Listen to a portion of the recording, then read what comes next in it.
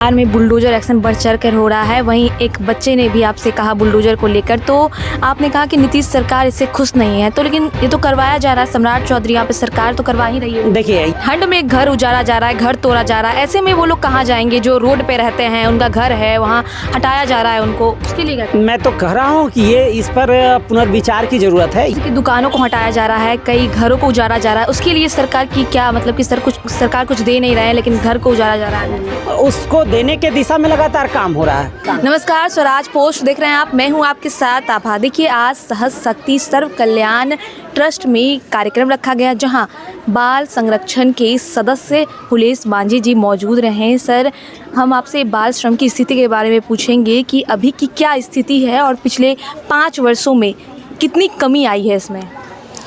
जैसा कि आवाज़ जी आपको मैं बता दूं, पहले तो आपके जो चैनल है उसके सभी दर्शकों को, प्रतिभागियों को और आप सब जैसे ऊर्जावान मीडिया के साथियों को धन्यवाद, आभार और शुभकामना कि आप एक जो छोटी संस्था कहिए, NGOs, जहां आप इस कार्यक्रम को शूट करने आई हैं।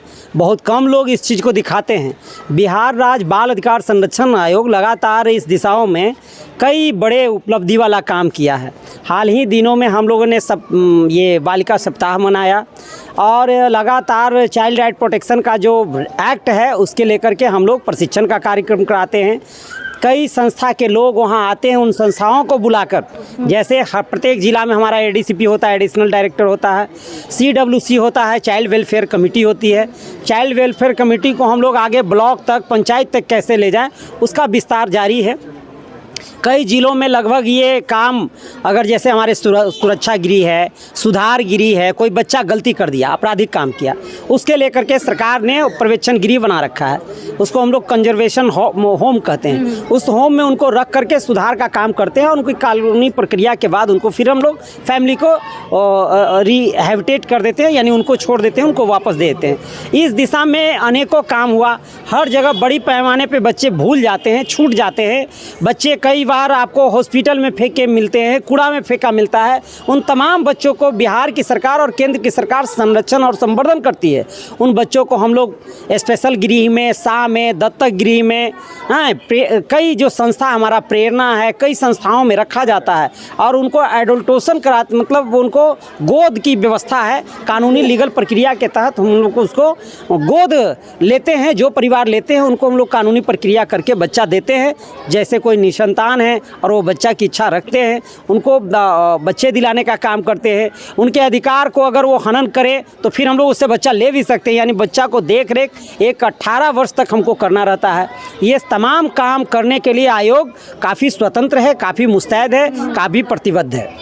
जो ऐसे परिवार हैं जिन्हें मजबूरी में अपने बच्चों को काम पर लगवाना पड़ता है, श्रम करवाना पड़ता है, तो उसके लिए आप लोगों के लिए पास क्या योजना है?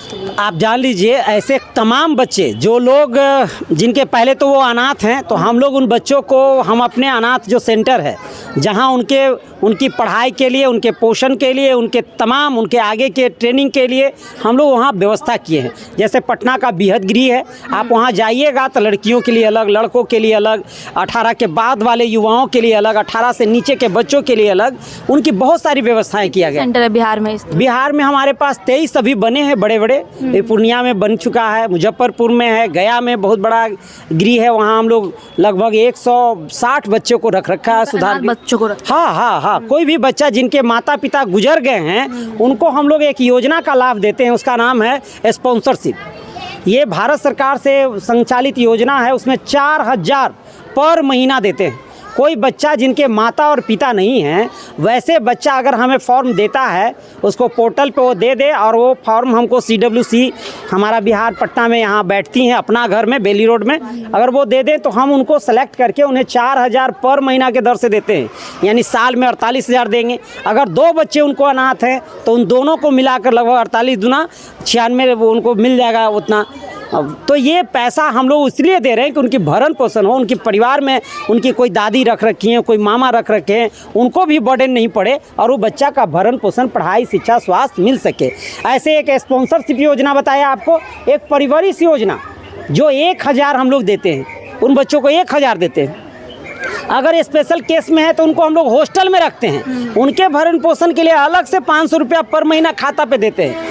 और उनके रख रखाव, रहन सहन और सब उच्च स्तर का है। सब जगह आप जाइएगा तो सारी व्यवस्थाएं हैं, विभिन्न संस्थाओं के लोग उनको चलाते हैं। और पर बच्चा हम लोग लगभग 3700 या 2300 रुपया पर महीना उनके भरण पोषण को संस्था को देते हैं। और वो काफ़ी अच्छे ढंग से रखे जा रहे हैं। उनको जब तक हमको लगता है कि कोई माता पिता उतना केयर नहीं करेगा, उस तरह हमारी बाल अधिकार संरक्षण आयोग और हमारी सरकार उस पर काम कर रही है। इसमें और सुधार की जरूरत है। उनके परिवार को ही बोल रहे हैं कि अगर वो इस तरह का कोई परिवार हैं, उनको हम लोग मदद कर रहे हैं, उनको हम लोग लोन दे रहे हैं, ऋण दे रहे हैं, उनके पुनर्वासन के लिए अगर घर की व्यवस्था नहीं है तो उनको गृह आवास दे रहे हैं।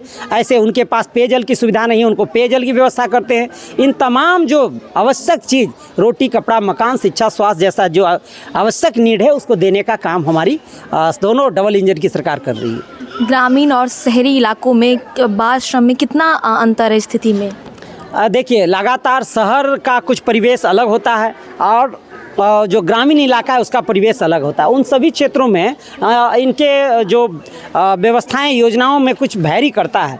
कारण क्या कि शहरी रख रखाव और परिवरिश की यहाँ कुछ अलग चीज़ें हैं। गांव में मौसमी बेरोजगारी है, यहाँ बाज़ार है, नुक्कड़ है और कई तरह का यहाँ एप्लीकेशन और कॉम्प्लिकेशन है। इन सब को देखते हुए उनके लिए हम लोग ग्रामीण बच्चों को ज़्यादा प्रेफर करते हैं। और उनका वहाँ सब कुछ अच्छा तो मिलता है, लेकिन उनके बीच अच्छी विद्यालय नहीं है, दूरी हो जाती है, अच्छा अस्पताल की दूरी हो जाती है, अच्छे उनके जो आवश्यक चीज़ पहुंचने में देरी होती है।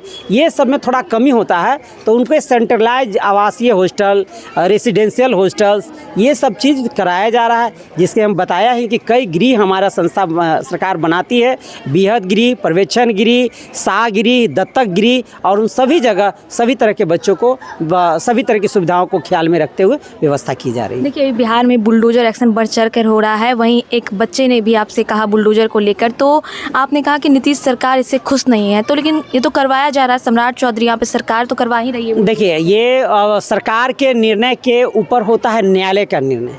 आपको और हम सबको जानना चाहिए कि सरकार न्यायालय के निर्णय को मानने के लिए बाध्य होता है। और न्यायालय प्रक्रिया में बुलडोजर और अतिक्रमण के खिलाफ एक पहले से ही अतिक्रमण विरोधी अतिक्रमण के लेकर के एक आदेश पास हो गया है। और वो आदेश लगातार इस काम को अंजाम दे रहा है, लेकिन सरकार उसको पुनर्विचार कर रही है।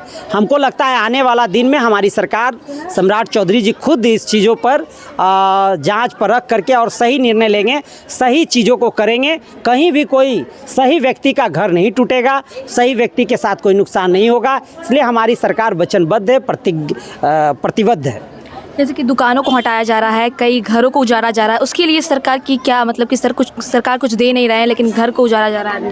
उसको देने के दिशा में लगातार काम हो रहा है। अभी आए दिन हमारे 14 या 21 लाख हेक्टेयर ज़मीन, सरकारी ज़मीन वो अतिक्रमित है। मतलब विभिन्न लोगों के किन्हीं के द्वारा, समुदाय, संगठन, पर्सनल, व्यक्ति, समूह में क्या है, अतिक्रमित है। अगर वो ज़मीन पूरी तरह फ्री होता है तो गरीबों में 3 डिसमिल 5 डिसमिल ज़मीन देने की व्यवस्था हमारी सरकार कही है। उनको देगी, उनको पुनर्वासन कराएगी, उनको इंदिरा आवास, प्रधानमंत्री आवास योजना है, उनको 2-2.5 लाख 2,30,000 रुपया का आवास दे करके उनको बसाने का काम किया जा रहा है। उनको उसमें जल, उसमें शौचालय, उसमें सारा कुछ का व्यवस्था करते हुए उस पर काम हो रही है। लेकिन अब कोई कहे कि एकाएक दिन में परिवर्तन आ जाएगा, सारे सब लोग सूरज चांद पे चले जाएंगे, पूरे चीज़ें सब बदल जाएगी, सबके घरे घर में नौकरी दे दूंगा, हर घर में हर व्यक्ति को अटेंडेंस, सबको ग्रेजुएट और पीजी करा दूंगा, ऐसा संभव नहीं है। इसलिए इस दिशा में काम हो रहा है। लेकिन ठंड में घर उजाड़ा जा रहा है, घर तोड़ा जा रहा है, ऐसे में वो लोग कहाँ जाएंगे जो रोड पे रहते हैं, उनका घर है, वहाँ हटाया जा रहा है उनको, उसके लिए क्या? मैं तो कह रहा हूँ कि ये इस पर पुनर्विचार की ज़रूरत है। ये निर्णय हमारी सरकार, हो सकता है अगर लीगल नोटिस को या आदेश को नहीं टाल सके तो सरकार अपने अमेंडमेंट में विधेयक ला करके और सत्र में फैसला लेकर के, कैबिनेट के निर्णय लेकर के, इस सब अगर कोई जेन्युइन गरीब का घर नहीं टूटे, इस पर हमारी सरकार निर्णय लेगी और जवाब देगी और आगे अच्छा करेगी। उनके लिए जो मकूल व्यवस्था करना सरकार की जवाबदेही और जिम्मेवारी है, उसको पूरा करेगी। आश्वस्त रहिए, इस दिशा में कार्य हो रहे हैं। कोई अगर भूलवश कहीं कुछ कमी वैसी भी हुआ होगा उस पर सुधार किया जाएगा। बहुत बहुत धन्यवाद। तो सुना आपने हुलेस मांझी ने क्या कुछ कहा, तमाम सवालों पर उन्होंने क्या कुछ जवाब दिया। इसके साथ ही जो पूरे बिहार में बुलडोजर एक्शन चल रहा है इसको लेकर उन्होंने क्या कुछ कहा आपने सुना होगा। बहरहाल आपकी इस खबर पर क्या राय है हमें कमेंट करके जरूर बताएं। वीडियो को लाइक करें, चैनल को सब्सक्राइब करें। ऐसे तमाम खबरों के लिए देखते रहे स्वराज पोस्ट।